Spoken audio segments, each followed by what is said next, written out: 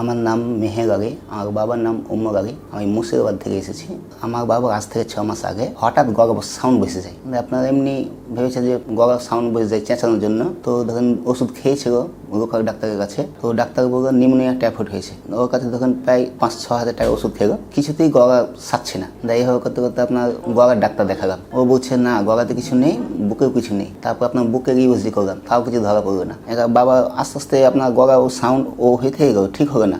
আপনার আস্তে আস্তে শরীরটা পরিবর্তন হতে লাগলো, নিচুর দিকে। তো আমি একদিন আমার চাচাতো ভাই ল্যাবে থাকে ফার্মেসিতে, ওকে বললাম যে বাবাকে চলো হসপিটালে ভর্তি করে দেবো, ডাক্তার একটা সিদ্ধান্ত নেবে কি হয়েছে না হয়েছে, তাই ওষুধ ধরা পড়বে। তো ও বললো যে হসপিটালে ভর্তি করবো না, একটা ছবি করেছে। তো আমি ছবি করতে গেলাম ইউএসজি। তো ওই ছবি থেকে ওই ডাক্তারকে বললো যে ক্যান্সার আভ্যাস। তারপর যার কাছে ছবি তুলেছিলাম ও বললো 100% ক্যান্সার হয়ে গেছে। তো তারপর আপনার একটা ডাক্তার দেখালাম।